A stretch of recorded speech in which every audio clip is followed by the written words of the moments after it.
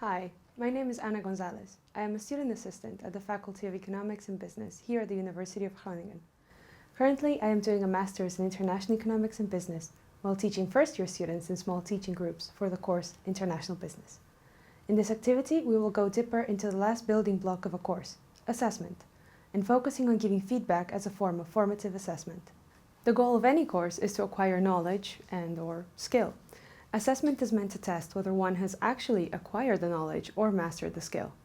These goals are stated in the intended learning outcomes written for each course.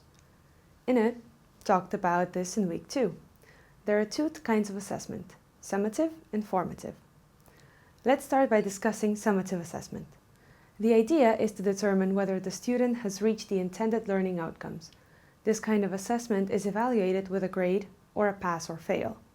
You have either acquired an acceptable level of knowledge or mastery of the skill, or you have not. Referring back to Inna's metaphor of running the 4-mile of Groningen in under 35 minutes, the summative assessment would be her final time. If she finishes in under 35 minutes, she reached her goal. If she took longer, she failed. As a side note, Inna successfully finished the 4-mile in 34 minutes, 13 seconds. A good example of summative assessment in an academic teaching setting is the final exam of a course. At the end of a semester, a student sits for an exam and receives a grade, which leads to a pass or fail. The other kind of assessment is formative. The idea here is to check how far students have progressed towards reaching the intended learning outcomes. Formative assessment is all about monitoring a student's progress and providing feedback. The following 3 questions can help you with tailoring your feedback and with correctly monitoring the progress of the student. The first question: what do I have to do? What are the intended learning outcomes? This can be seen as feed-up information to the student. The second question, where am I? What is the student's progress towards reaching the learning outcome? Can be seen as feedback information.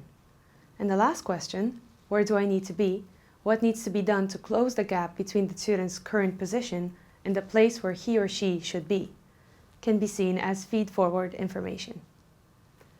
Once having studied this set of questions and prepared accordingly, your feedback will help the student answer these same questions. Feedback can be used to inform students about their current progress and help them reach the final goal. It is designed to support the student in identifying discrepancies between their current and projected progress to successfully reach the learning outcome. Following Inna's example of running the 4-mile, formative assessment would be to time her during training. If she needs to improve, she could add exercise to her practice in order to help her run faster and ultimately finish the race in under 35 minutes. An example of this in an academic setting is a written assignment given in the middle of a course, where the result does not affect the final grade of the course. The paper is a learning activity designed to help the student reach the intended learning outcome, unlike with the previously discussed summative assessment. As a student assistant, at least here at the University of Groningen, you are not involved in summative assessment and giving grades. That is a task for the course coordinator. Student assistants with teaching duties are, however, given a great deal of involvement in formative assessment. They review students' assignments and provide feedback. As Stacy explained to you in week 2, reflective observation is an important step in the so-called deep learning.